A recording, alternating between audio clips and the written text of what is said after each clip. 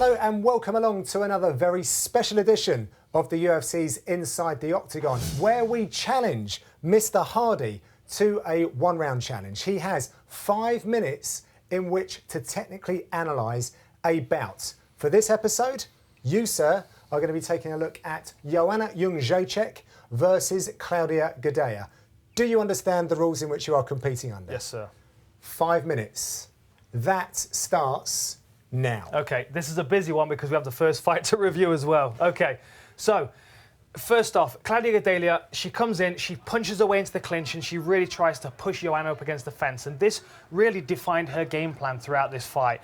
She managed to muscle her down a few times, hold her down. Joanna constantly did good work getting back to her feet. At the end of the first round, she lands that sneaky uppercut and drops her. So that first round was scored very strange, whether you scored the grappling or the knockdown higher.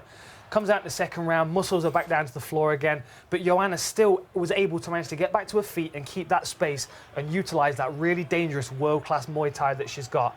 And you can see that the more effort Claudia Gadelha puts in, the more susceptible she is to getting hit. Now, I'm not saying she didn't have some success on the feet, because she did.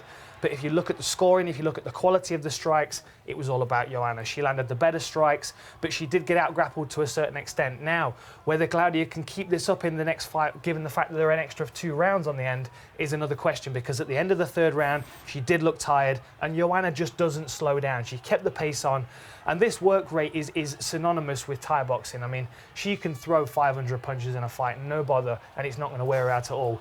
Bit of confusion at the end of the fight, not really sure. We disagree on this. I don't think there was any malicious intent behind that, but you thought she gave her a dig. I'm not so sure. Anyway, the Ultimate Fighter's going on, and these two have been falling out, and there's a lot on the line for this one. Now, Claudia, since that fight, has shown some really nice developments to her game. The left hook to knee's really nice, and the level change as well. She lands some really big takedowns. Her strength to weight ratio is massive in comparison to a lot of fighters in the division. She's a very strong young lady. And when she does start to push people back against the fence, she can do a lot of damage. She can crowd people, she can land good knees, good elbows, and great ground and pound. And look how she muscles her to the floor with the Thai clinch there. Not even a traditional takedown. Big lifts, good big slams as well. She makes the most of those takedowns when she can land a weight. And watch this progression as well. Into mount, locks her legs on, clamped on here, and she is not allowing her opponent to move at all. So then, as she slowly starts to turn, Claudia's controlling that movement so she can get her hooks in and start pounding away from the back position. Always threatening, always dangerous on the ground. And if you're up against the fence with her, she's always looking for that level change, that big takedown. Look for her to get the Thai clinch. She really likes a Thai clinch where she pulls down on the head, and then as you're reactive to pull your head back, that's when she level changes underneath. She had some success with Joanna in the second round, but she's had a lot of success since with that. Beautiful level change and really nice lift as well to get the legs out to the side to get them out of the way. In my opinion, these two are really neck and neck with their skills and their ability. Very different fighters, but very, very equally matched in a lot of ways. Joanna, as we know, is just tenacious. Her pace, her tenacity, her ability to find the awkward and uncomfortable things that she can do to people in fights, like smothering people's faces and driving her elbows into people's faces. She has a knack for being mean. Look at that elbow there, right on the side of the temple as Esparza was constantly shooting. Now the difference, she showed good takedown defense here, and these elbows and knees in the break were really useful. But Claudia doesn't shoot that low. She comes in at the waist, or she transitions from a Thai clinch. Yeah. So it's a different kind of attack. You see there, Jessica Penne lowered her level. She reads that immediately. And then the elbows on the break is really what Gadelha's got to watch out for, because she will punch her way into the clinch, but once she's there, unless she's getting the takedown, she's at danger of knees and elbows and all kinds of stuff. And look at what she did to Jessica Penne, and this is really nice. Now, sometimes she flurries and she gets a bit crazy. Other times she'll stop and she'll pick her shots.